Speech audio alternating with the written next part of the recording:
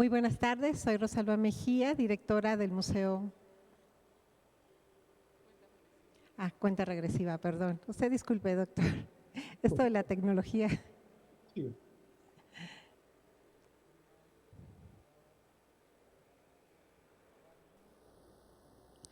Muy buenas tardes, soy Rosalba Mejía, directora del Museo de las Constituciones de la UNAM y les doy la bienvenida a esta sexta mesa del Coloquio Nacional, el primer constitucionalismo local en México, 1824-1827, que hemos organizado con el objetivo principal de conmemorar el bicentenario de las primeras constituciones locales en México y a través de ello propiciar la reflexión y el diálogo en torno a los procesos constituyentes seguidos en los 19 estados que reconoció la Constitución Federal de 1824 en su artículo 5 y que concluyeron con la promulgación de sus primeros textos fundamentales. Estos documentos jurídicos delinearon el naciente federalismo mexicano y contribuyeron a la formación de la República que pervive hasta el presente. Por ello, en este coloquio destacamos los aportes del primer constitucionalismo local para conocer la forma en que las primeras constituciones de los 19 estados de la República Mexicana entre 1824 y 1827 expresaron en el ámbito local los principios de soberanía, división de poderes y derechos ciudadanos, entre otros aspectos. Este coloquio inició el 21 de noviembre del año anterior, mes en el que se publicó la primera constitución estatal, que fue la del estado de Jalisco. Está integrado por 12 mesas y terminará en julio de este año. En cada una de ellas, especialistas de todo el país reflexionarán sobre los antecedentes de la creación del Estado, los procesos constituyentes locales, las primeras constituciones y su relación con el federalismo de la Constitución de 1824 y los principios fundacionales de la nación.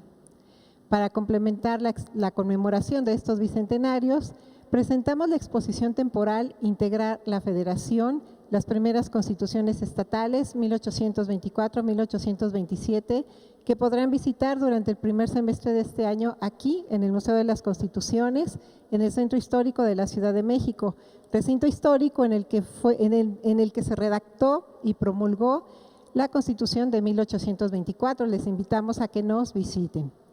Pues agradezco a quienes han aceptado nuestras invitaciones para formar parte de esta actividad académica de divulgación y especialmente el día de hoy a la generosa participación de los docentes Edgar Bueno Hurtado y José Marcos Medina Bustos, que nos acompañan en esta sexta mesa. Dejo el micrófono a la doctora Jessica Colín, investigadora del museo, para continuar con esta presentación. Sean todas y todos bienvenidos.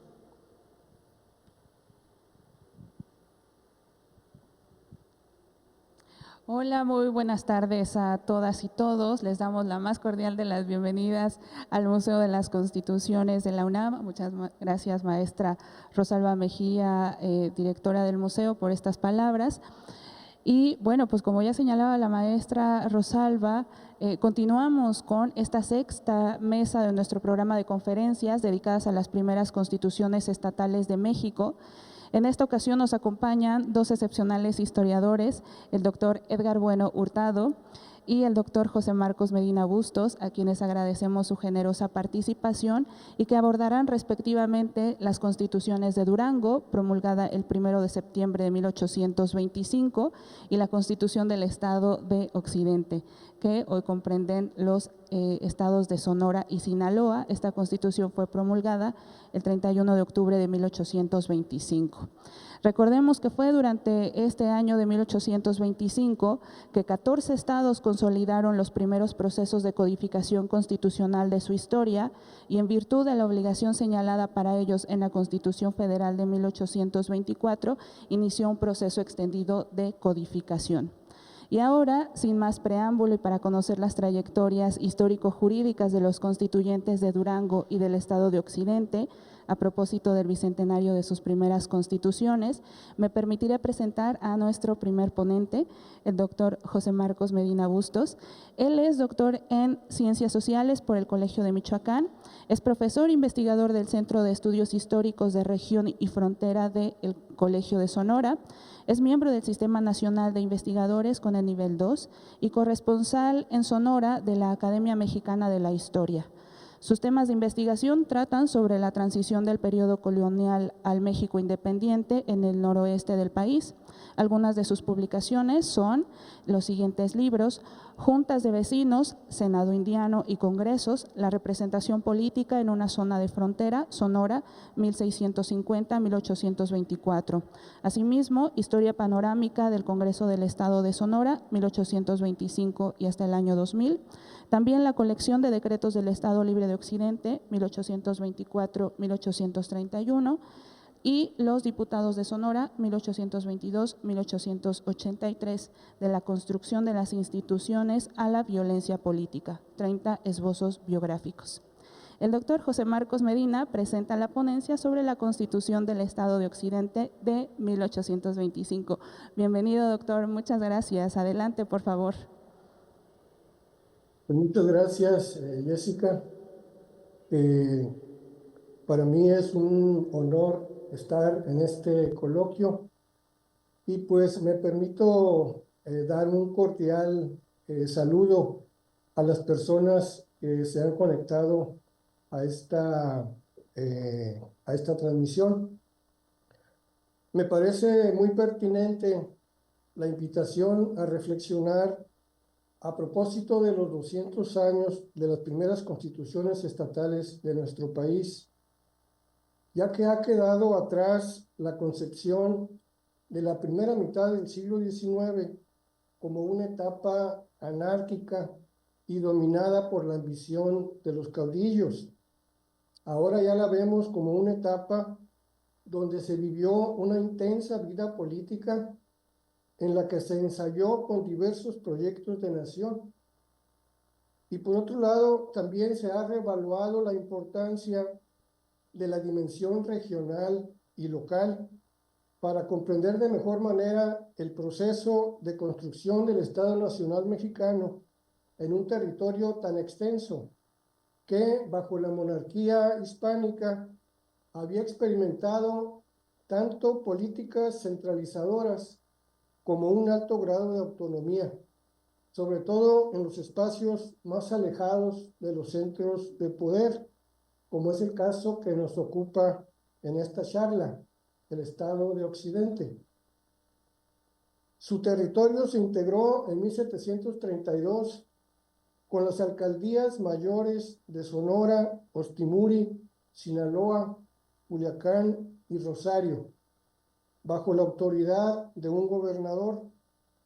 En conjunto, era un territorio sumamente extenso que comprendía los actuales estados de Sinaloa, Sonora y el sur de Arizona, lo cual motivó que en diversos momentos se propusiera dividirlo sin que se lograra.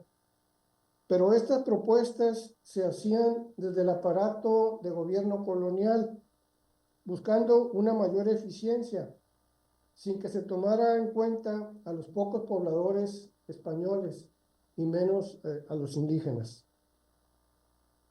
A pesar de los problemas derivados de su enorme extensión, desde el último tercio del siglo XVIII se fueron consolidando los principales poblados de las provincias de Sonora y Sinaloa, gracias al desarrollo fomentado por las denominadas reformas borbónicas. En estos lugares, algunas familias de origen español lograron éxito económico, convirtiéndose en grupos de personas que controlaban la vida económica y social de sus lugares de residencia y sus alrededores, aunque no lograron el autogobierno a través de ayuntamientos. Esto es importante. En estas provincias, los primeros ayuntamientos se van a conformar a partir de la Constitución de Cádiz en 1814. Los principales poblados fueron el Real del Rosario, la villa de Culiacán, la villa de Sinaloa, que fue capital de la gobernación en 1732, la villa del Fuerte, el Real de Álamos, San Miguel de Orcasitas, que fue capital de la gobernación hacia 1750, la villa del Pitic y Arizpe, la capital de la intendencia desde 1786. Estos lugares pues eran los más importantes y son los que más van a aparecer en la exposición que voy a hacer. El orden colonial en las provincias de Sonora y Sinaloa se trastocó con una serie de eventos originados en lugares alejados de las mismas.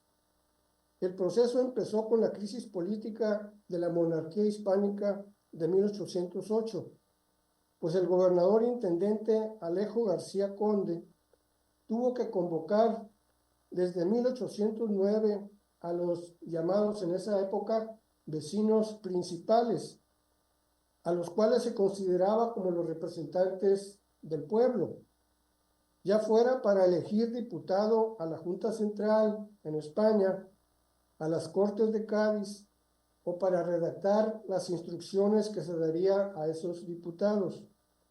Con ello, los vecinos principales de Arizpe, la capital de la intendencia, se sintieron capaces de disputar al gobernador intendente el gobierno local de la ciudad. Es decir, aquí empieza a erosionarse el poder de la autoridad monárquica de la región. El traspaso del poder a los vecinos principales se formalizó y profundizó cuando se aplicó la Constitución Española de 1812, la cual estableció nuevos espacios de representación electos por los vecinos ciudadanos, como los ayuntamientos, las diputaciones provinciales y la representación nacional en las Cortes. También impuso la división de poderes, sustituyendo el cargo de gobernador e intendente por el de jefe político, reduciendo su autoridad al gobierno provincial, es decir, se le quitaban atribuciones militares y hacendarias. En este primer momento, la Constitución apenas tuvo tiempo de ser aplicada, pues fue abrogada en 1814. Otro elemento que modificó el antiguo orden fue el estallido insurgente de 1810, el cual se expandió al sur de las provincias, una incursión que salió desde la ciudad de Guadalajara, fue la que llegó al sur de la intendencia de Arizpe. Y para combatirlo se trasladaron a esa zona tanto las tropas presidiales de la frontera de Sonora como el mismo gobernador intendente, donde permanecieron alrededor de 9 años. Algunos de los oficiales presidiales se unieron al Plan de Iguala y por esta vía se integraron al proyecto independentista de Agustín de Iturbide. Por ejemplo, el capitán presidial Fermín de Tarbe recibió el nombramiento de jefe político de Mazatlán en julio de 1821, por haber sido el primer militar de las provincias que se manifestó a favor del Plan de Iguala. De manera similar, en 1822, el emperador otorgó el cargo de jefe político subalterno al teniente coronel Fernando Espinosa de los Monteros, miembro de una familia patricia de Culiacán. Este tipo de cargos crearon nuevos poderes político-militares en la parte baja de las provincias y debilitaron la autoridad del jefe político que residía en la antigua capital colonial, la ciudad de Arizpe, en Sonora. Al restablecerse la Constitución en 1820 y lograrse la independencia en 1821, el proceso de erosión del poder colonial se profundizó al establecerse diputaciones provinciales en el antiguo territorio de las provincias de Sonora y Sinaloa. La primera correspondió a las provincias internas occidentales con sede en Durango, donde confluyeron vocales por Sonora y Sinaloa, Nueva Vizcaya y Nuevo México. A pesar de la lejanía, las actas de la Diputación muestran que llegó correspondencia de ayuntamientos y de pueblos de misión, entre otros asuntos. Una vez lograda la independencia, la convocatoria para conformar las Cortes Constituyentes del nuevo país, o sea, el Congreso mexicano, se estableció la creación de diputaciones provinciales en donde hubo intendencias, como fue el caso de las provincias de Sonora y Sinaloa, que instalaron su diputación en Arizpe el 23 de abril de 1822. Desgraciadamente, de esta diputación no se han localizado sus actas, por lo que se sabe muy poco de su actividad, aunque en documentación dispersa pues han quedado algunos indicios de sus actividades. Al llegar los vecinos principales de Sonora y Sinaloa como diputados al Congreso Nacional, se dieron cuenta que ahí podían lograr mejoras para sus provincias, por lo que hicieron propuestas que se publicaron y se daban a conocer para el debate público. Un tema central de estas propuestas fue si se mantenía o dividía su extenso territorio. Una primera propuesta fue hecha el 1 de julio de 1822 por el diputado Juan Miguel Riesgo, oriundo de San Miguel de Orcasitas, de la provincia de Sonora, junto con otros diputados de las provincias internas occidentales. En esta propuesta se pedía una diputación provincial exclusiva para Sonora y otra diputación provincial exclusiva para Sinaloa. Meses después, el 29 de febrero de 1823, otro diputado, Carlos Espinosa de los Monteros, vecino de Culiacán, de la provincia de Sinaloa, redactó otra representación a la Junta Nacional Instituyente en el mismo sentido, de crear diputaciones provinciales en Sonora y en Sinaloa de manera separada. Posteriormente, otros diputados al Congreso Constituyente reinstalado publicaron un manifiesto de fecha 7 de mayo de 1823 en el que se oponían a la división de las provincias, pero en contrapartida se manifestaban por la creación de un Estado independiente y soberano, a tono con los movimientos federalistas que se habían esparcido a varias de las provincias. Al parecer, consideraron que tal entidad solo sería factible si permanecían unidas las dos provincias. El Congreso Constituyente reinstalado apoyó las propuestas de división, para lo cual decretó el 19 de julio de 1823 la instalación de diputaciones provinciales en Sonora, con capital en el pueblo de Ures, y en Sinaloa, con capital en la villa de Culiacán. Se sabe que hubo inconformidad entre los diputados de Sonora, pues se trasladó la capital de la ciudad de Arizpe, en la frontera con los apaches, a la zona céntrica. Un conflicto que perduró algunas décadas más, ya como estado de Sonora. Pero afuera del Congreso, otro proceso se desarrollaba. Resulta que con el coronel Mariano Urrea, antiguo oficial de los presidios de Sonora, que hizo carrera política en el combate contra insurgente y en el Plan de Iguala, fue designado gobernador político y militar de Sonora y Sinaloa en mayo de 1823. Con este cargo llegó al poblado del Rosario, donde apoyó un pronunciamiento el 14 de julio de 1823, planteando que se estableciera el Estado libre y soberano de Sonora, el cual explícitamente reconocía su inspiración en el movimiento federalista de Jalisco. Sin embargo, el pronunciamiento se detuvo cuando el Congreso Nacional creó diputaciones provinciales separadas para Sonora y Sinaloa. Pero esta división fue de corta duración, ya que el segundo Congreso Constituyente, instalado el 11 de noviembre de 1823, las volvió a unir bajo la denominación de Estado Interno de Occidente, y así, unido, permaneció en la Constitución Federal de 1824, pero con el nombre de Sonora y Sinaloa. Según el Decreto Nacional del 4 de febrero de 1824, para conformar el Congreso Constituyente del Estado de Occidente, se eligieron 6 diputados por Sinaloa y 5 por Sonora, el cual se estableció el 12 de septiembre en la villa de El Fuerte, poblado céntrico de su territorio.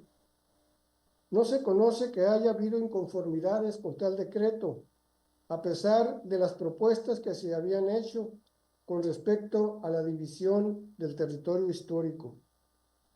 Lo que sí se ha documentado es que en el proceso de elección de los diputados afloraron una serie de pugnas entre los notables locales.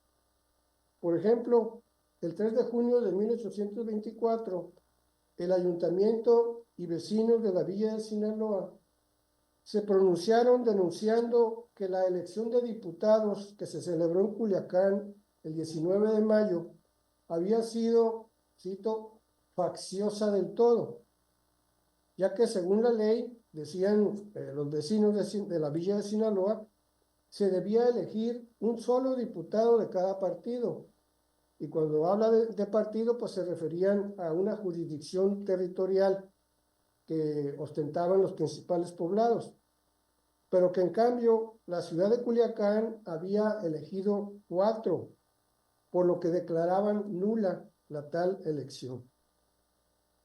Este ensayo de primer pronunciamiento por motivos locales fue un intento fallido de los vecinos de la villa de Sinaloa para obtener representación en el Congreso Constituyente ante su exclusión por los vecinos de Culiacán, situación que expresaba que el prestigio histórico de la villa de Sinaloa, que incluso daba su nombre a la provincia, no podía contra el poder que tenían las familias pudientes de Culiacán.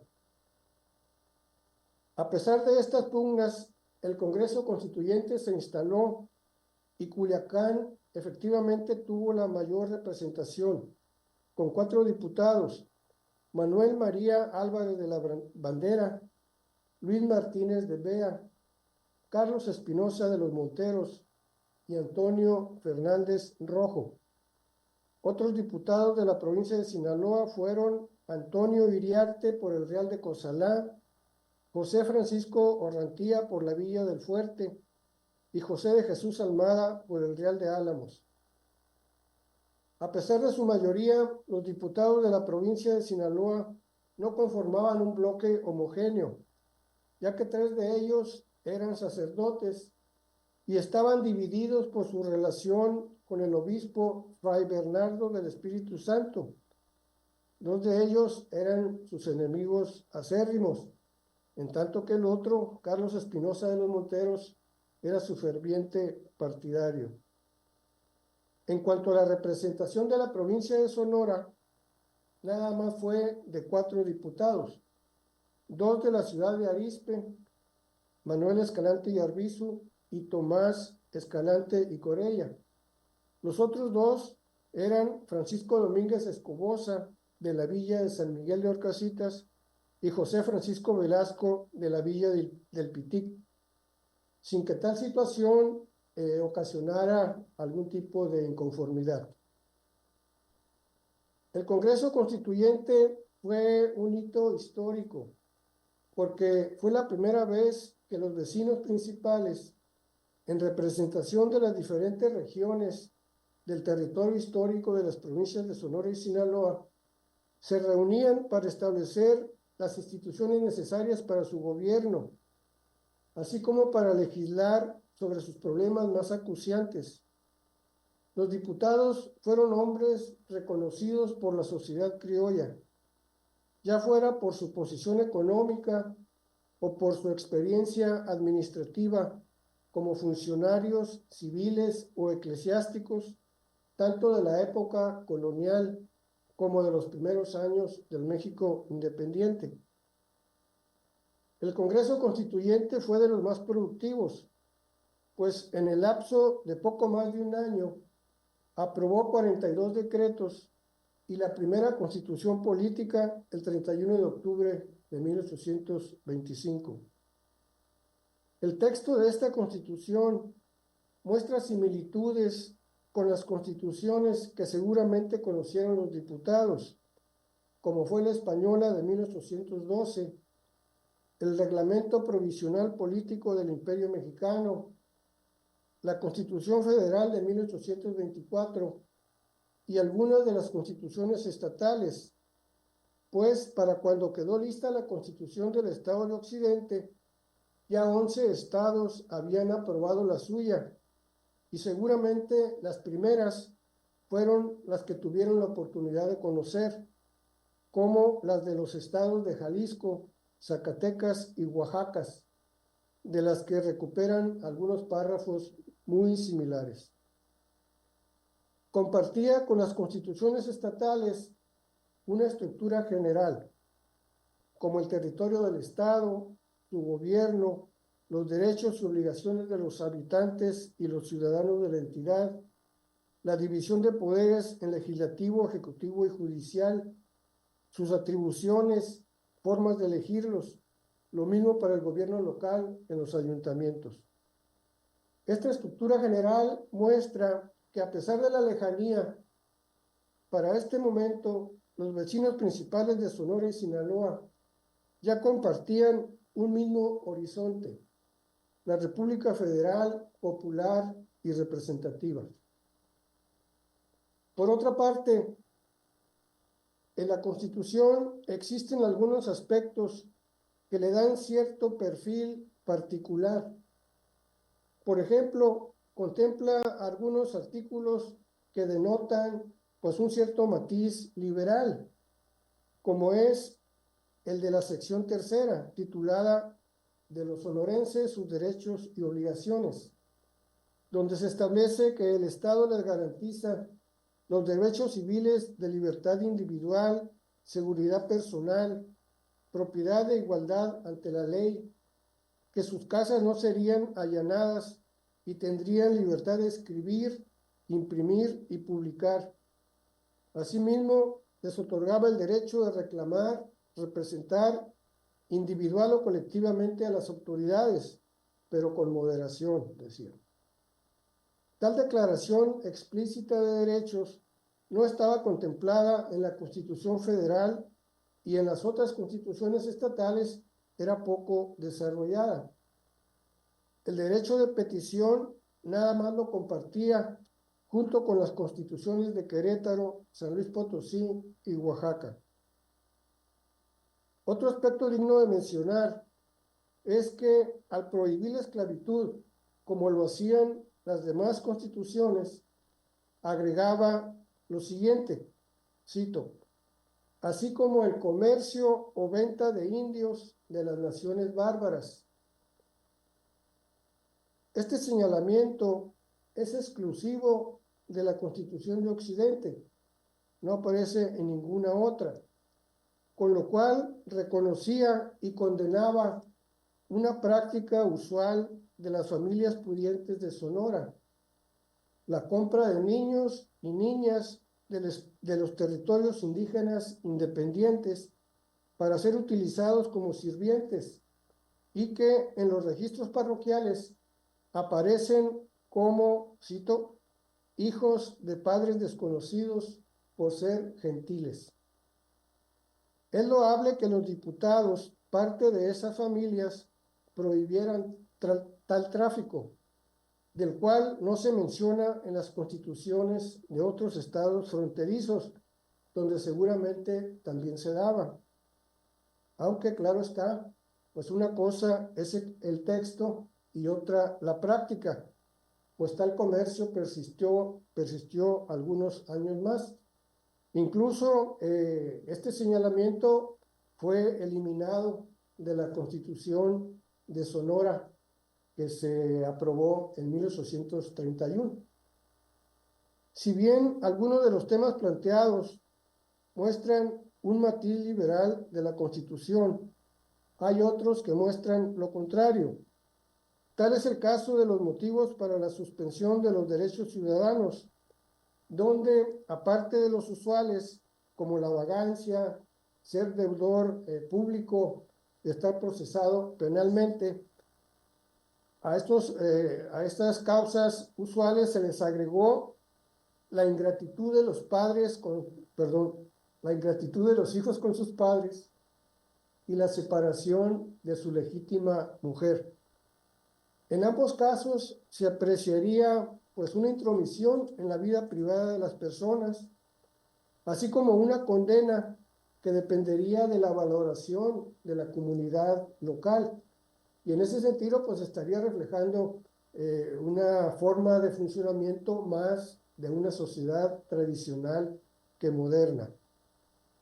Un último aspecto que me gustaría comentar es que en la Constitución la denominación de los habitantes del Estado de Occidente no aparece como occidentales, como sería de esperar, sino que aparece como sonorenses. En esta situación hay dos temas.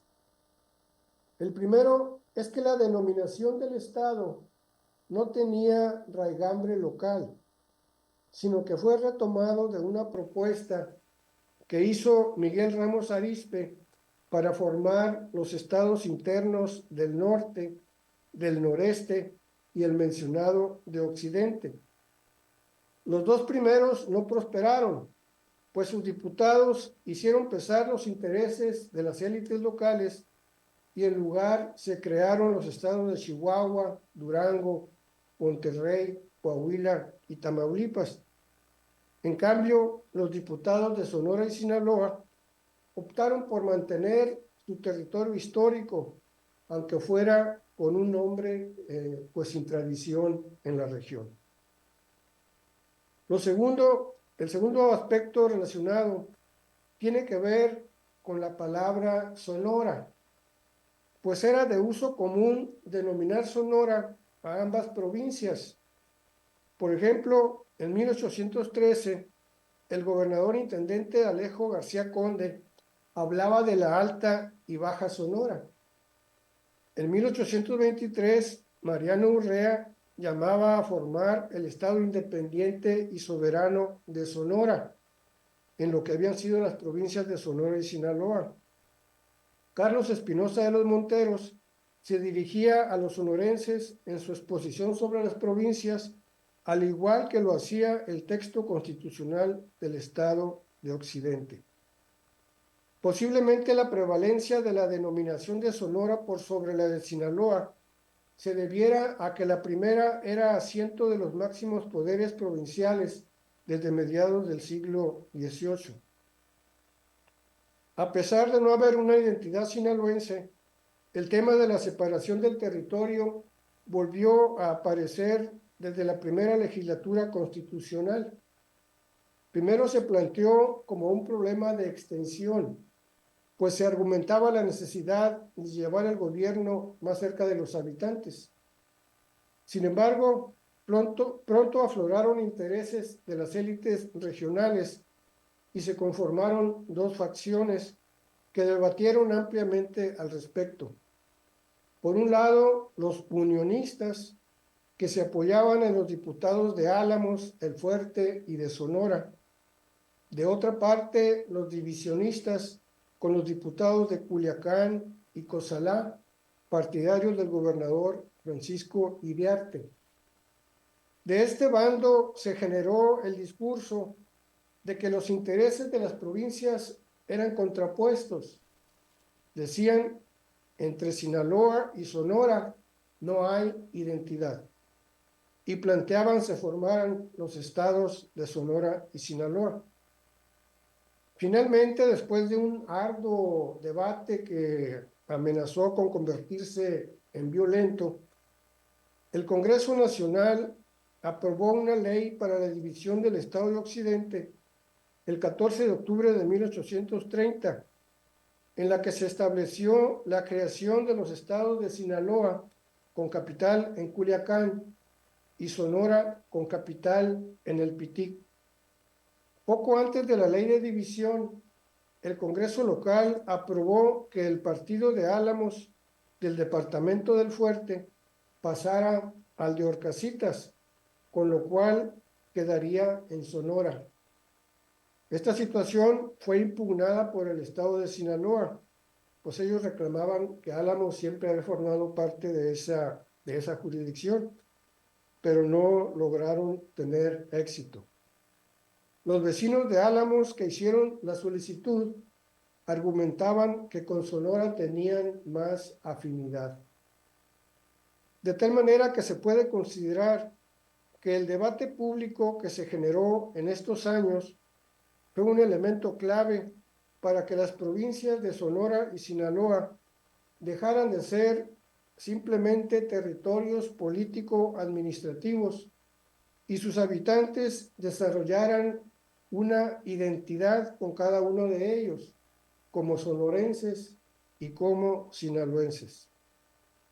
La Constitución del Estado de Occidente tuvo una vigencia breve, pero estableció una base a partir de la cual se elaboraron los textos constitucionales de los estados de Sonora y Sinaloa, cuyos congresos constituyentes adaptarían esa experiencia al momento histórico que les tocó inaugurar. Pues muchas gracias por su atención.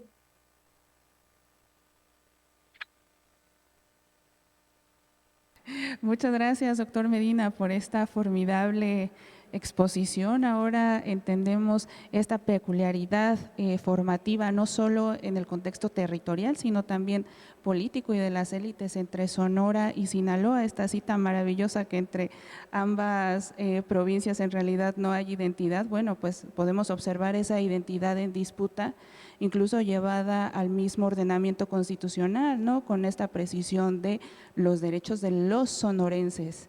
Entonces, bueno, pues resulta interesantísimo este proceso formativo sociocultural, trasladado, por supuesto, al orden jurídico. Muchísimas gracias, doctor. Ahora, para continuar con nuestro programa, bueno, antes me permito señalar, ya hacia el final de la sesión dejaremos algunos minutos para que quienes nos visitan aquí en el museo puedan, en su caso, expresar alguna pregunta, algún comentario a los ponentes hacia el final. Bueno, ahora cederé el uso de la voz a nuestro siguiente ponente, el doctor Edgar Bueno Hurtado. Él es doctor en Historia Moderna y Contemporánea por el Instituto de Investigaciones Dr. José María Luis Mora.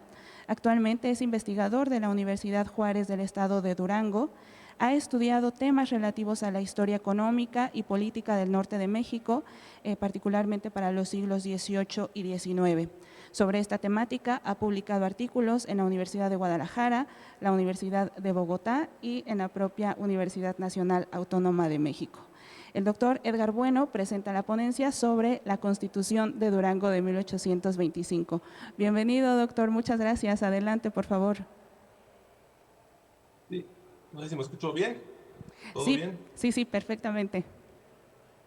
De hecho, llegué unos minutos tarde porque actualizaciones impertinentes de repente llegan en el Zoom. Pero bueno, aquí estoy. Y en primer lugar, pues estoy muy agradecido por ser yo el que me tocó hablar de la Constitución de Durango.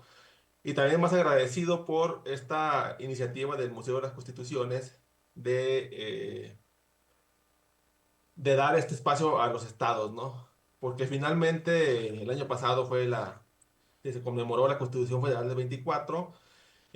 Sin embargo, como la propia Constitución del 24 nos decía, eh, la, la, la forma de gobierno que se decide en el 24 fue una república representativa, popular y federal, conformada por estados y territorios, ¿no?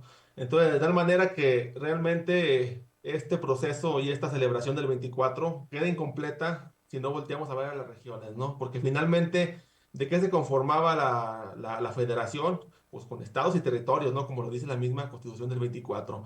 Entonces, es muy importante atender a lo que ocurrió en los estados, ¿no? A la legislación.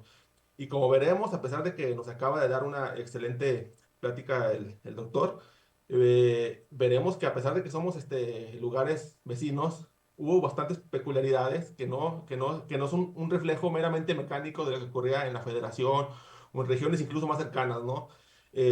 con la exposición que acabamos de tener, me doy cuenta que sí hay algunas distinciones y algunos procesos que no necesariamente se comparten, ¿no? Hay algunas similitudes, por supuesto, sin embargo, sí hay ciertas particularidades que realmente merece la pena estudiar y que nos ayudan a entender realmente la Constitución y la forma de gobierno dada a partir del 24, ¿no? Muchas veces nos dice como el fracaso del primer federalismo, a razón de que precisamente en el 35 se opta por un sistema centralista en oposición a este sistema federal. No obstante, años después se va a restablecer el federalismo, ¿no? Entonces tampoco podríamos hablar tanto de fracaso, sino también de intentos o de formas de gobierno que se estuvieron experimentando, ¿no? Podríamos llamarlo así. Y bueno, yendo un poco a lo de Durango. Entendemos generalmente a los bastiones del federalismo como Jalisco y Zacatecas, ¿no? Porque eran estados, pues, con una economía fuerte, ¿no? Principalmente Zacatecas con sus grandes minas, y que pues sí, fueron realmente estados claves y pilares fundamentales del federalismo, ¿no? No obstante, en Durango también no estoy diciendo que sea un bastión tan importante como Jalisco o Zacatecas. Sin embargo, sí fue un estado que apoyó bastante esta forma de gobierno y que realmente yo he estudiado más relativo a los temas de los impuestos y la hacienda pública, y me doy cuenta que era un estado que realmente era, por decirlo así, muy obediente con los principios de la federación, en la medida de lo posible, ¿verdad? Tampoco era una relación tan, tan cordial en muchas ocasiones, y sabemos que todos los que hemos leído sobre historia del siglo XIX sabemos que el telón de fondo de la primera mitad, sobre todo del siglo XIX, pues es las sazonadas políticas y los constantes enfrentamientos, ¿no? No hablemos de una pacificación tampoco. No obstante, sí, yo sí recalcaría que Durango fue un estado muy adepto al federalismo, que a pesar de que otro que he estado estudiando recientemente es el centralismo, y me doy cuenta que a pesar de que estaban bajo esta forma de gobierno, en Durango eran los mismos personajes que aceptaban a regañadientes su centralismo, ¿no? Entonces, a lo que quiero llegar es que tenemos que tomar en cuenta que Durango sí era un estado que realmente lo adopta esta forma por convicción, ¿no? Y me parece importante mencionarlo porque contrasta bastante con el contexto histórico de Durango, ¿no? Durango es una ciudad antigua, sobre todo si la ponemos en el contexto del norte de México.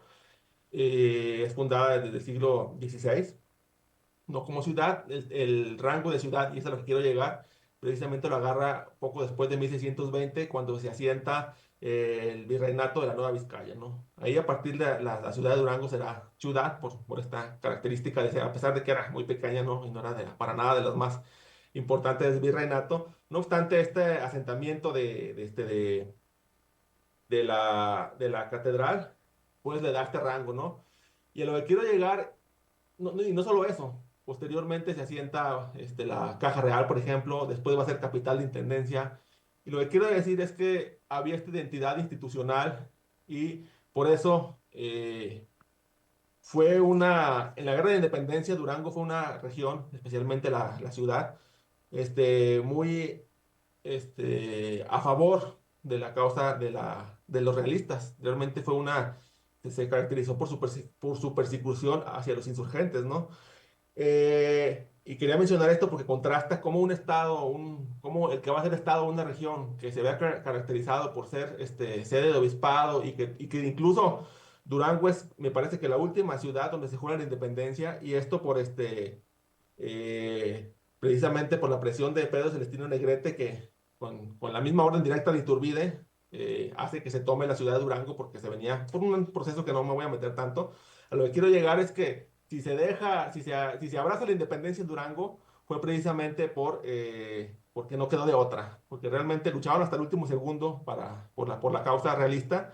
Fueron realmente muy combativos con los insurgentes, y a pesar de esto, cuando llega el sistema federal hasta el 24, es una región que va a ser muy federalista, ¿no? Realmente llama un poco la atención esto, aunque no es tan extraño si vamos entendiendo un poco el panorama político que fue.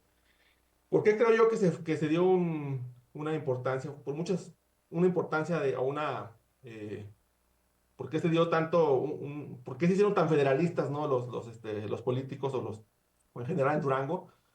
Es de varias causas. Una de ellas es la pronta, creo yo, tiene mucho que ver, la pronta definición estatal y constitucional. Uno de muchos, no estoy diciendo que sea el único ni el de más peso siquiera, pero un elemento a tomar en cuenta es precisamente la Constitución. Ya nos explicaban en la sesión anterior cómo en un principio, específicamente en el Acta Constitutiva de la Nación de 1824, se crearon los estados internos, ¿no? El de Occidente, el correspondiente a esta región a la que estamos tratando, se llamaba Estado Interno del Norte y se conformaba por Chihuahua, Durango y Nuevo México, ¿no? Pero a diferencia, y es lo que mencionaba, de que a pesar de que somos regiones cerca, relativamente cerca, tiene bastantes diferencias. Aquí no pasó mucho tiempo en que el Estado interno estuviera como tal. De hecho, nos platicaba el doctor anteriormente que me parece que hasta en el 30 se separa Sonora de Sinaloa, ¿no? Pues aquí fue muy rápido. En enero del 24 estaba el acta constituyente que decía el Estado interno del norte se conformará por Durango, Chihuahua y Nuevo México, pero para junio de 1824 ya se estaban dando las primeras sesiones del Estado de Durango. Entonces aquí ni siquiera hay tiempo de hacer constitución ni de erigir, me parece que se erigió un congreso, pero fue muy breve, porque realmente la separación de Durango, Chihuahua y de Nuevo México, pues fue muy, muy rápida, ¿no? Y posteriormente se harían estados independientes. No me meteré mucho en los conflictos y en lo que dio para separarse. A grandes rasgos, lo que se ha dicho es que era un asunto de capitalidad. Se había dicho que Chihuahua, al estar en medio de tanto de Nuevo México como de Durango, debería ser la capital, ¿no? La capital de este estado interno del norte. A Durango no le gusta la idea, dice, yo también quiero tener mi Congreso, yo también quiero tener mi Constitución, yo también quiero tener mis tres poderes. A Chihuahua, no, pues ya me eligieron a mí como capital, me toca a mí, y por ahí lleva el asunto. Entonces, este asunto de capitalidad se resuelve muy salomónicamente, ¿no? Se dividen. Y así, el estado de Durango tendría su propia soberanía estatal, Chihuahua la propia, y aquí el que fue un poco el devenir un poco distinto fue el de Nuevo México, ¿no? Porque la Constitución del 24 lo reconoce ya como territorio. Antes lo reconocía como Estado y finalmente por su lejanía lo va a reconocer como territorio. Que precisamente es algo que tampoco se ha estudiado tanto, ¿no? ¿Qué pasó? Estudiamos a los estados, estudiamos las constituciones y con estos territorios más lejanos, todavía más al norte, ¿qué pasó, no? Es también como que una deuda que tenemos ahí para observarlos también, pese a que no tuvieron constitución, pues también eran regiones que habría que ver, ¿no? Cómo se dieron ante este constitucionalismo. Eh, bueno, entonces, simplemente para aclarar un poco cómo es distinto, ¿no? El devenir de cada estado. Aquí no se alcanza a ser constitución, ni mucho menos, ¿no? Entonces, las primeras sesiones se van a dar en Durango en junio del 24. Desde ahí empezamos ya a tener el poder legislativo, ¿no? Finalmente, el objetivo de las constituciones y del la misma sistema republicano es que cada estado también contara con su propio poder legislativo, ejecutivo, judicial, por supuesto, siempre y cuando no aceptara aceptara la Constitución Federal, ¿no? Como algo característico de la República, se debe haber una superioridad de la norma constitucional. Aquí todavía no estaba tan claro esta superioridad de la norma constitucional. Esto es algo que se va a dar un poco después. Sin embargo, ya se sobreentendía que sí estaba esa superioridad constitucional y que si un Estado, si bien era libre y soberano, como las mismas constituciones lo indicaban, finalmente pues era libre y soberano, pero también atendiendo a los principios federalistas y sin sobrepasarse a las constituciones, ¿no? Y un poco para entender el panorama político y también por qué, a lo que iba de por qué se dio de por qué se abrazó al federalismo, a la causa federalista tan pronto, ¿no? Hubo el primer gobernador de Durango, que fue Santiago Bacortiz, tuvo una cercanía con el primer presidente de la República, que fue de Guadalupe Victoria, ¿no? Ambos eran de Durango, ambos eran yorquinos y ambos eran federalistas, ¿no? O al menos esto se parecía en un principio.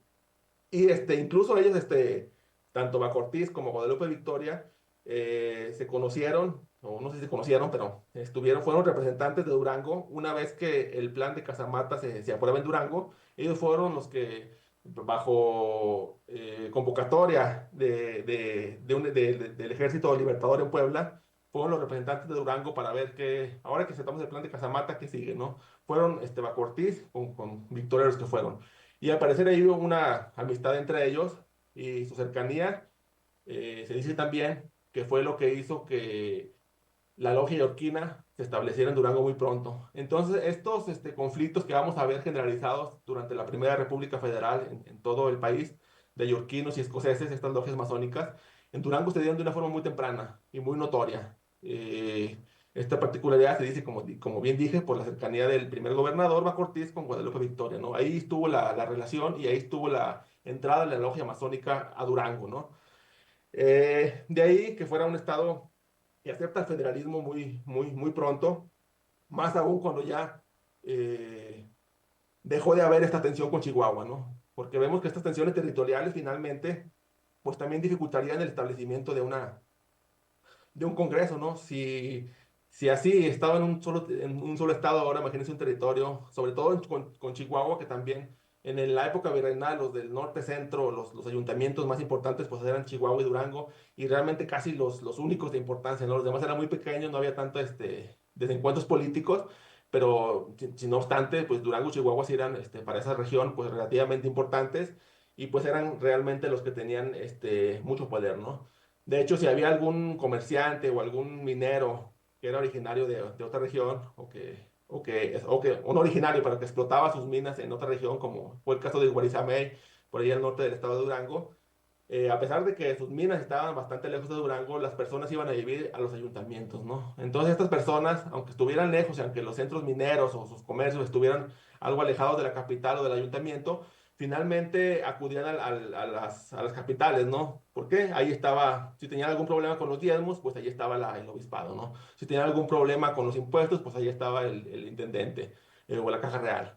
Entonces, esto fue ocasionando que precisamente los ayuntamientos fuertes fueran Durango y Chihuahua. Entonces, fueron precisamente estos ayuntamientos los que acordaron dividir el Estado interno del norte y que cada quien contara con su propio poder ejecutivo, legislativo y judicial, ¿no? Y bien, entonces, así es a grandes rasgos el proyecto de la génesis del Estado de Durango como tal, ¿no? Y bueno, ya un poco metiéndome de lleno a lo que es a lo que fue la Constitución de Durango, que fue emitida en septiembre de 1825, y que contó con 139 artículos. También tiene bastante particularidades que merece la pena ser estudiadas. Una de ellas, ahorita al final voy a hacer un recuento de los apartados que tiene la Constitución y voy a mencionar algunas cuestiones que me parecen bastante necesarios de explicar, ¿no? Porque creo que es algo muy particular de Durango y para entender, como dije, que no por ser constituciones estatales y por ser del norte iba a ser igual, ¿no? También tenía sus propias ideas y de hecho lo importante, me parece lo más esencial de este tipo de estudios y de este tipo de pláticas, pues, es notar precisamente cómo las constituciones fueron también respondieron también a esta necesidad de las regiones por poder gobernarse a sí mismas, ¿no? Entonces era eso, pero cada gobierno y este gobierno a sí mismo era muy particular. Y voy a poner un ejemplo. En la Constitución Federal, por ahí en los primeros artículos nos dice lo que sabemos todos, ¿no? La religión de la federación es la católica, sin tolerancia a ninguna otra. Eso lo dice la Constitución Federal. Incluso precisamente en la ley orgánica de Durango, que la ley orgánica de Durango fue una especie, por decirlo así, muy burdamente, una especie de constitución temporal, ¿no? Ahí se decía la forma de gobierno, todo esto, pero todavía no adecuada en constitución. En esta ley de orgánica de 1824 se replicaba el principio que decía la Constitución Federal: la religión de Durango será la católica, sin tolerancia a ninguna otra. Pero ¿qué pasa ya en la Constitución que se expide en 1 de septiembre de 1825? Ya después de la ley orgánica. La ley orgánica es de julio de 1824. Entonces ahí estaba todavía al principio, se destacaba la intolerancia a otra religión que no fuera la católica, ¿no? Pero ya en la Constitución sí viene ese apartado: la religión del Estado de los duranguenses, como la federal, al igual que la federal, será la católica. Pero se suprime este apartado de con intolerancia a alguna otra, ¿no?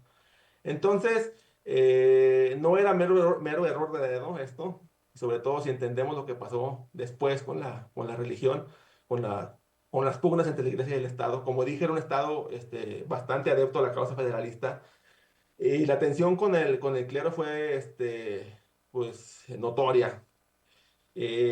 Por poner uno de muchos ejemplos, hubo una vez, como en el 1830, por ahí más o menos, se dio el gobierno del estado establece el proyecto para que el agua del río El Tunal, de aquí de Durango, que todavía lo podemos ver, se utilizara, se abriera ciertos trabajos para que funcionara como tierras de riego, ¿no? Aquí la cuestión con la iglesia fue que se ordenó que para que se pudieran costear estos trabajos de dirigir ciertas corrientes, o no sé realmente cómo se trabajaría en la época, se debería de tomar el dinero de las obras pías. No me meto en tanto que es obras pías, pero para no hacer el cuento largo, era dinero que pertenecía a la iglesia, ¿no? Entonces, esta parte es importante. ¿Por qué? Porque el gobierno del Estado, ¿qué está haciendo con su soberanía estatal y con su poder judicial? Está determinando que con su libertad y con su soberanía, ¿no? Ya soy Estado libre y soberano, entonces ya puedo hacer mis leyes y ya puedo hacer mis decretos. ¿Y yo qué decreto? Decreto que con el dinero de la iglesia se pague una obra pública en beneficio de todos y que se rieguen las campiñas, ¿no? Ahí de los sembradíos. Eso es lo que dice los legisladores, y con mucha razón responden el clero, o específicamente la Catedral de Durango le responde, eh, esto que me estás pidiendo es totalmente anticonstitucional. Estos bienes son de la iglesia, no puedes hacer eso con mis bienes porque la religión es la católica y porque son bienes que no puedes tú disponer de ellos así como así, ¿no? Y efectivamente lo demostraron que era anticonstitucional, y yo he visto este expediente, lo demostraron, y sin embargo, ¿qué hizo el Estado? Nada, no le dio respuesta, siguió financiando esa obra, y es hasta el 1830, cuando va a cambiar. Había mencionado que Durango era un estado muy profederalista, ¿no? Pero también había mencionado que como parte del siglo XIX, que fue los contrastes conflictos, pues tampoco era todo miel sobre hojuelas, ¿no? No era tampoco todo tan tranquilo. ¿Qué pasa? Que en 1830, por un golpe de Estado apoyado pues, no me meto tampoco mucho en eso. Total, en 1830 hay un golpe de Estado donde precisamente los que se habían sentido agraviados por este tipo de acciones, como los de tomar bienes de la iglesia, se unen, y derrocan al gobernador, que ya no era, era Elorriaga. Francisco Elorriaga fue el gobernador que le siguió a Cortés. Francisco Elorriaga me parece que entra como en el 29, realmente estuvo como un año en el poder y ya no completó su periodo. Cortés lo completa, Francisco Elorriaga ya no lo completa, ¿no? ¿Por qué? Porque es echado del poder, encabezado por José Antonio Pescador, que él sí ya no era tan federalista. Obviamente no deroga el federalismo porque no se podía, realmente en ese entonces era muy difícil todavía ir en contra del federalismo. Como nos ha dicho en un estudio muy interesante de Charles Hales, durante los primeros años, los, el gobierno en México estuvieron hechizados por la magia de las constituciones y del federalismo, ¿no? Es lo que nos decía. Todavía en el 30 todavía había parte de ese hechizo, no para todos, obviamente. Por eso, tener una idea como de derogar el federalismo todavía no estaba viable. Eso va a venir un poquito después. No obstante, José Antonio Pescador sí fue un partidario de defender a la iglesia. Y ahí fue a partir del 30 cuando esta obra que les mencionaba del río Tonal se clausura, ¿no? Hasta ahí llegaron. No se clausura, de hecho no se clausura, pero se dice, sí, que siga la obra, pero ya agarra el dinero de otro lado porque de la iglesia ese es su dinero, ¿no? Entonces, a lo que quiero llegar también es que no se clausura por ley, ¿no? Se clausura porque finalmente llegan los partidarios. Entonces todavía tenemos muchas deficiencias en el Poder Judicial ahí, ¿no? Y todavía vemos que el devenir político pesa más que el devenir institucional todavía, ¿no? Todavía tiene mucho que ver ahí quién llega al poder y quién no. Si lo vemos a menos de esa perspectiva desde lo judicial, ¿no? Sí podríamos decir que es así. Bueno, me pareció muy interesante este ejemplo porque sí nos da a entender cómo el gobierno hace propio la Constitución, ¿no? Acuerdo a sus necesidades, acuerdo a lo que quería representarse. Entonces realmente están haciendo uso de su soberanía, ¿no? La hacen de como ellos la entienden o como a ellos también les conviene, ¿no? En este caso por cuestiones públicas. Y bueno, me parece, antes de terminar, me parece muy, es importante describir a la Constitución en sí, ¿no? Ya mencionaba algunas peculiaridades como la de la religión. Otra peculiaridad que yo no he encontrado el dato yo con certeza, pero que el estado de Durango era bicameral, con Cámara de Diputados y de Senadores, que me parece que es un poco atípico para la época porque la mayoría solamente tenían una cámara, ¿no? No creo que sea el único, debe haber habido algunos más, no tengo el dato de cuántos fueron, pero sé que es un poco más típico que tengan estas dos cámaras, ¿no? Esto llama la atención porque, empezar porque los diputados y senadores cobran, ¿no? Vemos que también para empezar porque cobran y porque es dinero, ¿no? Vemos que uno de los grandes problemas de los primeros años del siglo XIX era el dinero. Entonces, de que un Estado esté optando por tener dos cámaras y pagar a más funcionarios, pues nos habla de que o pensaban que iba a haber dinero o si había realmente dinero. Otra cuestión que me llama la atención de cómo se gastaba en la administración pública es el Poder Judicial. ¿Por qué digo esto? Porque, como les dije, yo he analizado lo de los gastos de la hacienda pública y los gastos de mejora para el poder Judicial.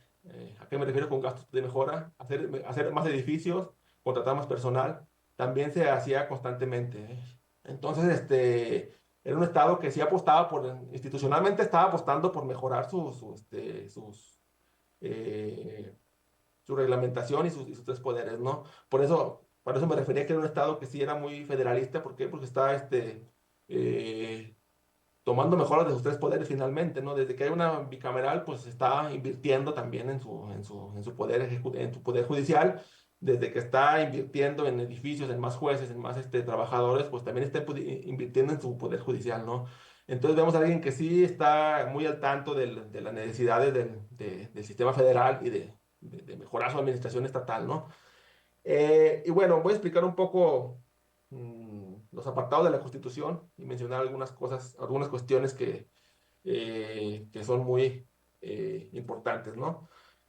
La división del territorio. De aquí no menciono algo tan novedoso o tan apartado, pero a mí me llama mucho la atención y siempre me ha llamado la atención cómo la Constitución del 24 no decía mucho de cómo deben gobernarse de cómo deben gobernarse al interior. Una queja que tenemos a veces muchos de los investigadores aquí de los estados, decimos, no, es que hay muchos estados muy centralizados, en la Ciudad de México tienen las escuelas, tienen todas las bibliotecas, y aquí no se hace mucho, ¿no? A pesar de que aquí tenemos archivos. Pero ¿qué pasa? Que nosotros aquí también hacemos algo parecido, ¿no? Cuando hacemos estudios solamente nos vamos a Durango y lo que tenía relación con la capital, y muchas veces quedamos a deber en los municipios, en las demás regiones, ¿no? También hacemos lo mismo, a pesar de que nos quejamos, aquí aplicamos la misma, ¿no? También como que nos vamos a la capital. ¿Por qué? Porque es donde hay más archivos también. A diferencia de otros estados, de la República, Durango aquí tenemos bastantes archivos, desde el virreinato hasta actualmente tenemos bastantes archivos. No obstante, también están concentrados solamente en Durango. Y lo que conocemos de los municipios, me refiero más a lo virreinal, no tanto a lo más contemporáneo. Y lo que tenemos aquí en los archivos son más bien de los municipios o de los partidos, como se mencionaba en ese entonces, son de lo que llegaba, de lo que llegaba hasta acá, ¿no? A ser la capital, a ser no solamente en los tiempos de la Constitución, sino desde el virreinato, a ser capital de la intendencia, a ser la capital del obispado, por decirlo así. Pues llegaban los documentos, pero eran solamente, no, es decir, no hay archivos propios tan antiguos como los hay en la capital, ¿no? Entonces, también tiene mucho que ver en eso, en que hagamos ese tipo de estudios también centralizados hacia los estados también. Aplicamos la misma, ¿no? De la que nos quejamos a veces.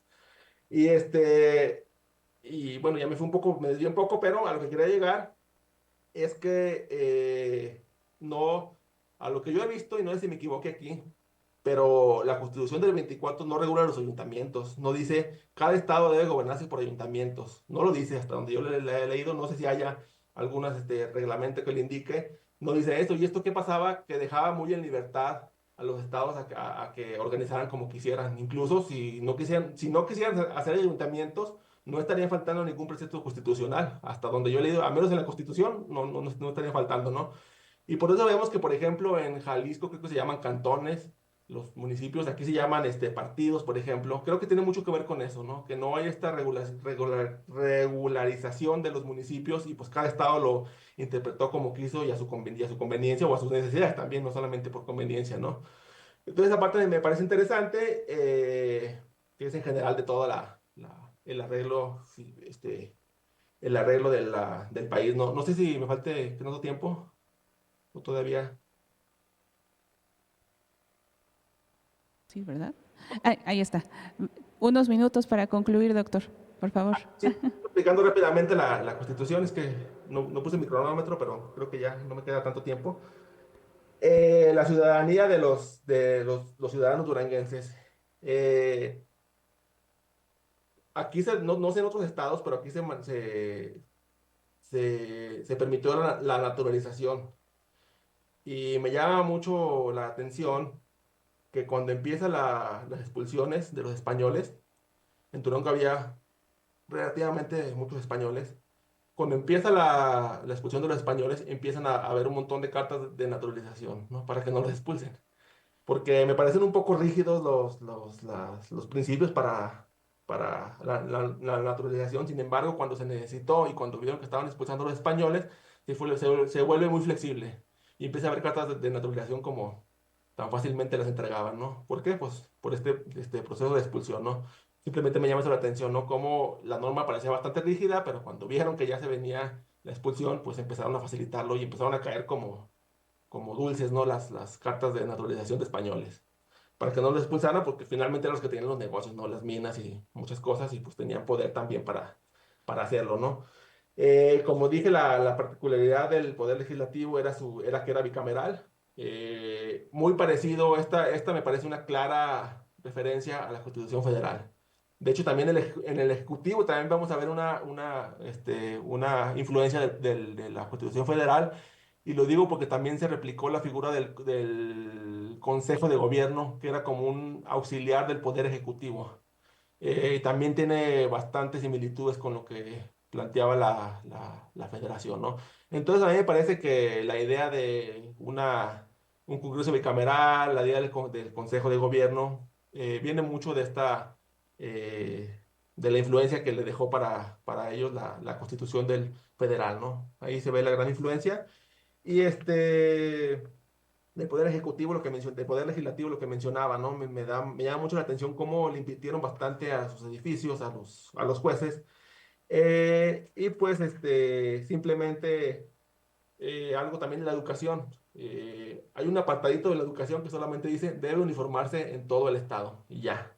Pero la incluye en la Constitución, ¿no? Que sería, no sé qué tan común sea, pero al menos la incluyó y la tomó en cuenta, ¿no? Y pues en conclusión, ya para cerrar, pues sí, Durango fue un estado partidario del federalismo donde, sin embargo, pues también lo político seguía pesando más, a pesar de que se hizo bastante por crear unas instituciones más fuertes y que no dependiera tanto de los golpes de estado, pues finalmente no se logra. Finalmente es una etapa muy convulsa, con bastantes dificultades. Y pues a lo que concluyo fue con lo que empecé, ¿no? Creo que para poder entender eh, esta etapa del primer federalismo, incluso para entender la actualidad, ¿no? Porque seguimos oyendo que que el pacto con hace unos años que veíamos, ¿no? Que se va a romper el pacto con la federación, o que todo esto. Entonces, para entender todas estas problemáticas, pues no basta con leer la Constitución Federal o con conmemorar los grandes documentos, sino pues también hay que estudiar y también estudiar desde las regiones, ¿no? Entonces, con esto concluiría y pues nuevamente muchas gracias por la oportunidad. Muchas gracias, doctor Edgar Bueno, por esta puntual exposición para tratar de comprender un poco más sobre este sentido de la Constitución entendida como propósito de gobierno, ¿no? Este proceso iniciado a finales de 1824 con la primera Constitución de Jalisco, y que concluye hacia 1827 con la Constitución de Texas, pues bueno, nos habla justamente de este propósito por encontrar un camino que permita a estos estados recién constituidos pues orientar los propósitos para los que fueron creados, ¿no? Entonces, aquí para el estado de Durango observar esta condición, ¿no? De si nos preguntamos por qué la experiencia constitucional, por qué esta primera experiencia de los estados fue tan breve, tan solo de 10 años, pues observar en la fiscalidad, como ya usted señala, una de estas razones, ¿no? Una de estas explicaciones para entender por qué la disputa entre la federación y los estados pues se ancló precisamente en aspectos económicos y de hacienda. Entonces, bueno, pues este ejemplo que nos da de 1830 resulta clarísimo, y pues también entender esta peculiaridad de la Constitución de Durango como integrada por un Congreso bicameral, que fue una característica compartida con Zacatecas y Oaxaca. Solo estos 3 estados tuvieron un Congreso bicameral y resulta fascinante y bueno, pues también de mucho interés para el análisis historiográfico y jurídico para la época.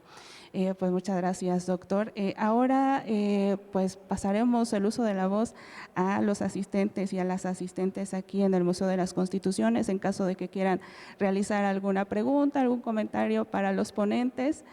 Con mucho gusto ahora abrimos el micrófono para el público.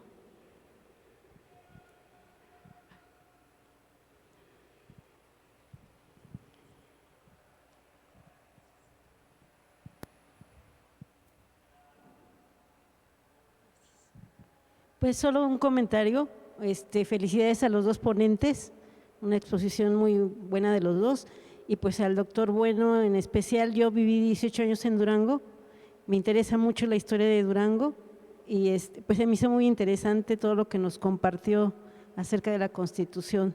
Ya tengo otro dato más sobre la historia de Durango. Gracias, y gracias al museo también.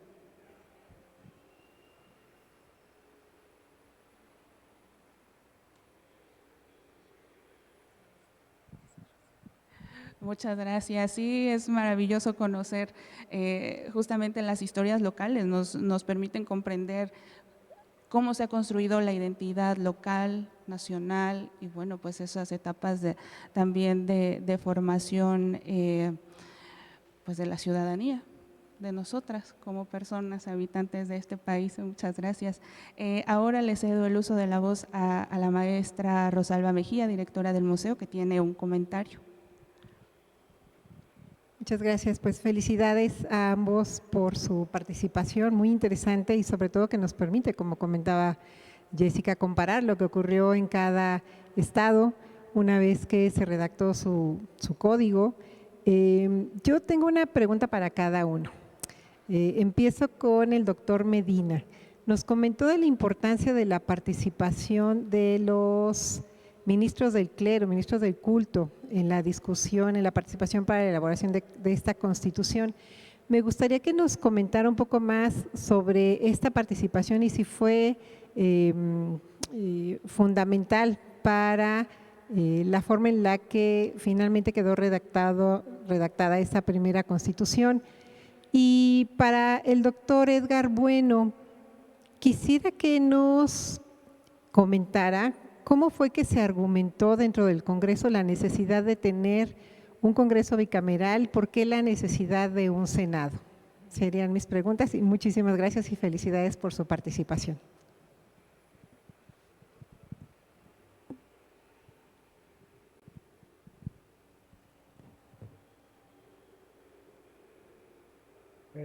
¿Contesto?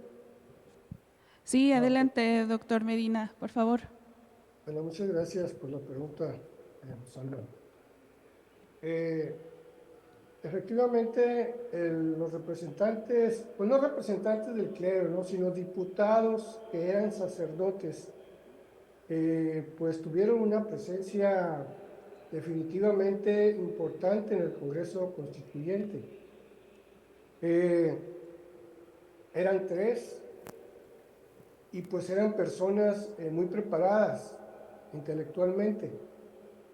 Por ejemplo, Carlos Espinosa de los Monteros, pues también fue diputado en el Congreso Nacional, redactó varios documentos importantes en la época y definitivamente fueron elementos que estuvieron dando pues la pauta en la discusión. Pero lo interesante es que no por el hecho de ser sacerdotes miembros del clero, pues eran un bloque unido, no eran un bloque homogéneo, todo lo contrario, eran personas que para llegar al Congreso Constituyente tuvieron conflictos muy fuertes con el obispo de Sonora, que estaba ubicado en la ciudad de Culiacán, con Fray Bernardo del Espíritu Santo. Él tenía un pleito casado con dos de los sacerdotes, ¿no? Y únicamente pues se apoyaba en este que mencioné, Carlos Espinosa de los Monteros. Él trataba de impedir que llegaran al Congreso Constituyente. Finalmente lo hicieron.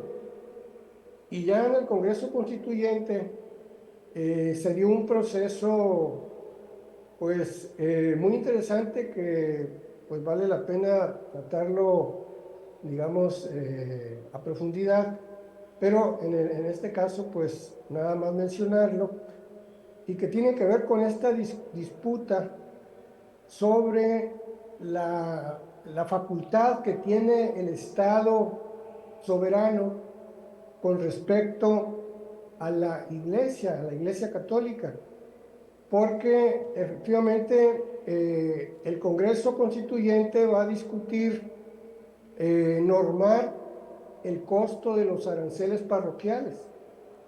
Entonces, aquí el obispo definitivamente se manifestó en contra, aduciendo que pues era una facultad exclusiva de la Iglesia definir el costo de sus aranceles.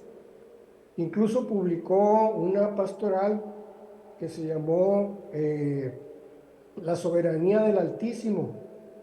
Entonces, eso fue una pastoral que se hizo muy famosa, muy conocida, porque empezaron a debatir contra ella el famoso Payo del Rosario, y el informador, el observador mexicano, no recuerdo, no se me viene el nombre ahorita, ¿no? Dos publicistas de la época muy famosos, muy reconocidos, y que empezaron a debatir contra el obispo. Entonces, esta discusión se expresó al interior del Congreso Constituyente y también se expresó en la Constitución.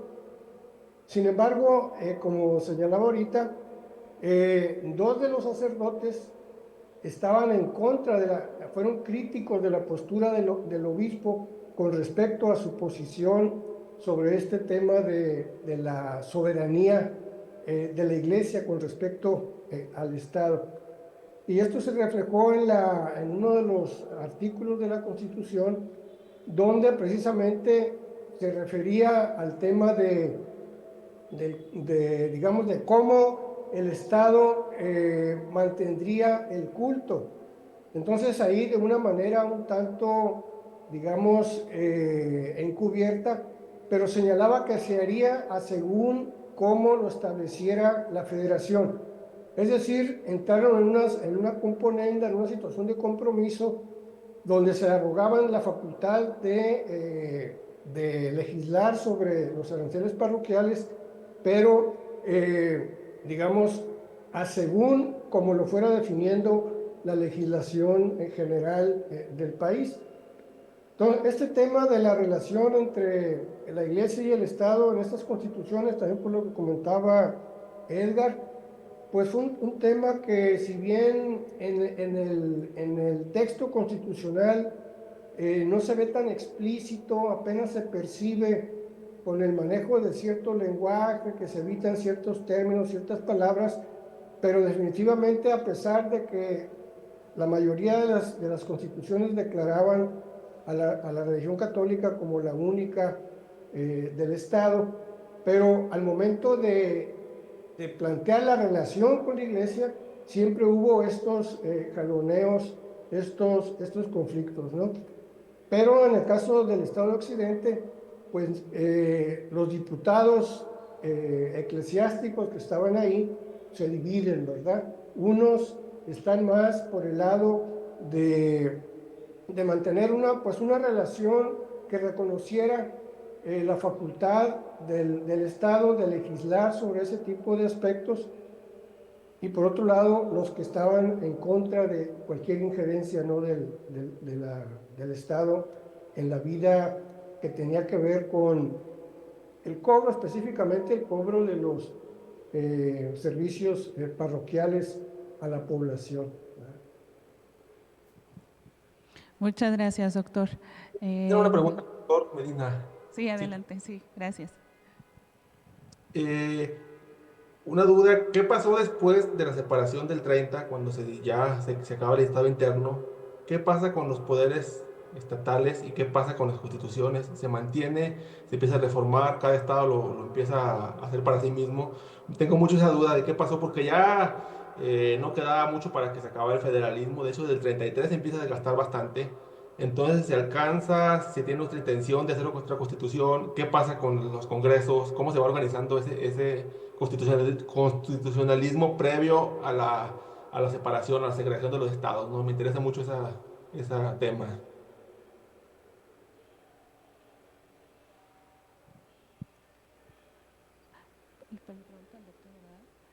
Es un comentario para el doctor Medina. Sí.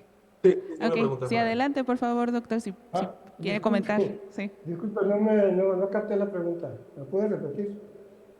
¿Qué pasa con las constituciones y con los poderes y con el Congreso una vez que se separa el Estado interno y se divide en Sonora y Sinaloa? Se empieza a plantear otra constitución, se utiliza la misma, con la sede de los poderes, no hay problemas con la capitalidad de Sinaloa, de Sonora. Todo esto, ¿qué pasa después? Ok. No, bueno, pues inicia otro proceso muy interesante, ¿verdad?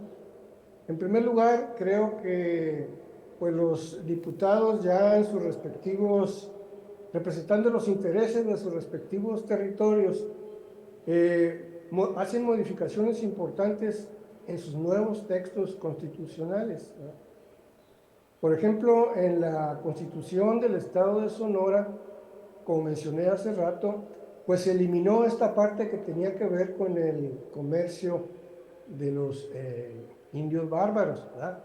O sea, de comprar indígenas, eso se eliminó de la Constitución. Por otro lado, por ejemplo, el tema religioso, el artículo relativo a la Constitución aparece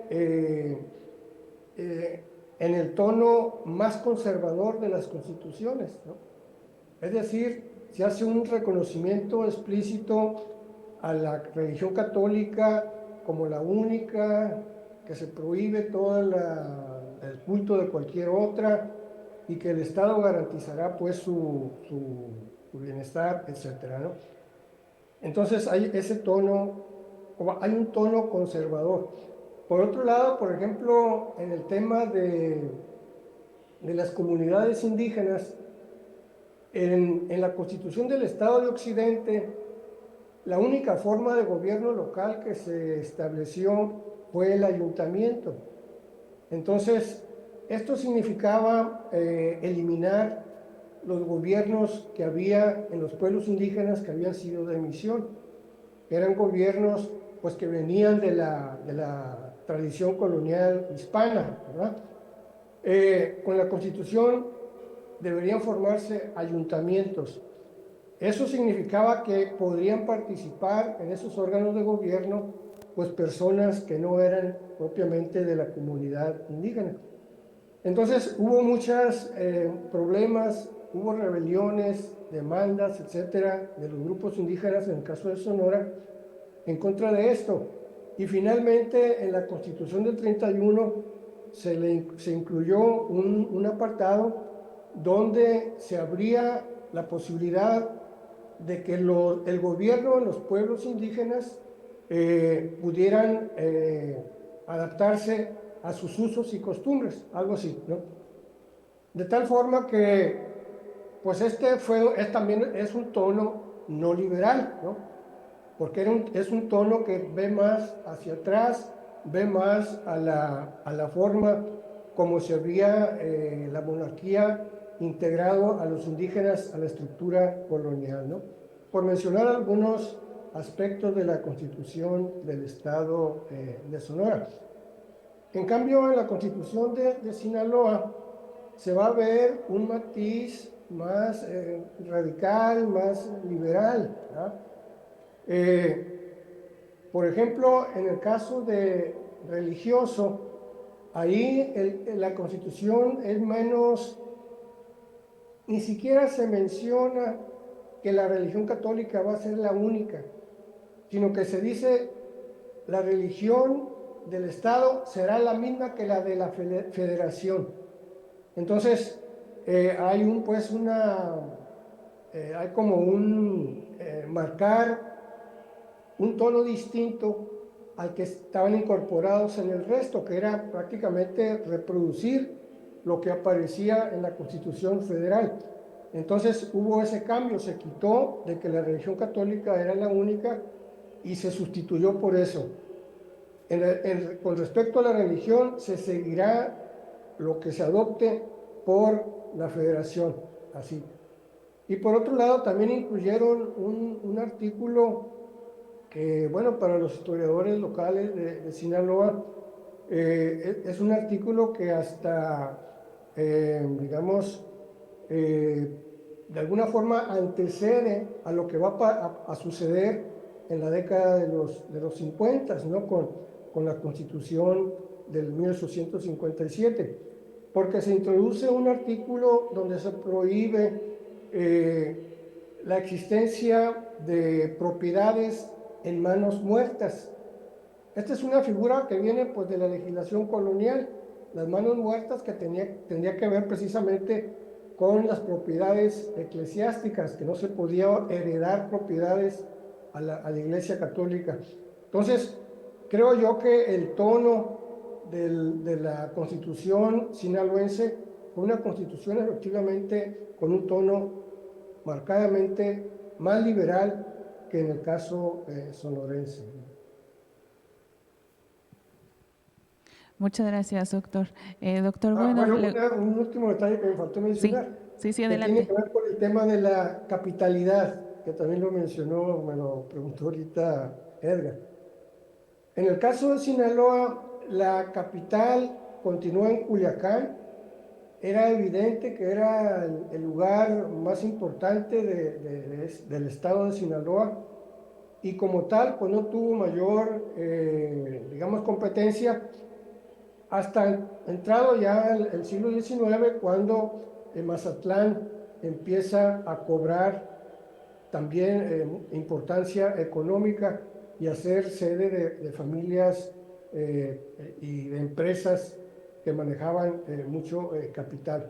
Entonces va a haber una rivalidad entre Culiacán y Mazatlán, pero la lucha por la capitalidad se va a vivir de una manera muy cruda en el caso de Sonora, porque pues la capital antigua, colonial, Arizpe, siempre va a estar pugnando porque se mantenga allá, y pues en esta zona era la zona de los presidios, eso le daba el apoyo de familias presidiales, pero la zona dinámica en términos económicos era la zona centro. Entonces, en esta zona centro se forman grandes haciendas y pues va a haber una lucha muy violenta entre facciones políticas, una de ellas encabezada por Manuel María Gándara, de la zona centro del poblado de Ures, y que va a imponerla como capital durante el tiempo que este personaje logra dominar la política local. Pero finalmente va a ser hasta 1878-79, cuando el Congreso decide trasladar de manera provisional, dijo, la capital a la ciudad de Hermosillo. Pero este decreto de provisionalidad permaneció hasta la actualidad, haciendo de la ciudad de Hermosillo la capital de Sonora. Pero esto lo que indica es que la territorialidad, sobre todo en la provincia de Sonora, era una territorialidad muy, muy débil, ¿no? a diferencia de otros lugares donde había estos centros de poder muy tradicionales, etcétera, en esta zona la territorialidad era muy tenue, ¿no? Y eso lo que llevó fue a todos estos enfrentamientos por el establecimiento de la capital. Muchas gracias, doctor Medina. ¿Quisiera agregar algo, doctor Edgar Bueno? No, nada más en cuanto a tu respuesta, y antes de responder la que me hicieron a mí, pues sí, no solamente no había tantas similitudes a veces entre Durango y Sonora y Sinaloa, ¿no? Sino también en Sonora y Sinaloa hubo también tantas diferencias que incluso hasta optaron por dividirse, ¿no? Y pues también nos muestra cómo ganas tenían sí de gobernarse a sí mismos, ¿no? Por eso también creo que fue el sistema que prevaleció, porque pues era una forma de poder precisamente darle este camino a lo que ellos querían, ¿no? Si era un gobierno un tanto más en contra de la religión, pues la vía para encaminar a su política, pues era que más que un congreso, ¿no? Y unos poderes. Pues sí, la parte de esto interesante. Si ya respondo lo que me toca a mí. Sí, sí, sí. La pregunta era ¿por qué creo que es un estado bicameral? Aquí en el archivo del estado de Durango están las discusiones de los diputados. Desafortunadamente están hasta posteriormente cuando ya establecida la Constitución. Entonces no sé exactamente las discusiones sobre por qué la Constitución debe ser de ese modo, ¿no? Ojalá las hubiera, pero no están estas discusiones de la Constitución. No obstante, yo creo que fue bicameral. Yo creo que por la gran influencia de Victoria en el gobierno, de Guadalupe Victoria en el gobierno de Durango.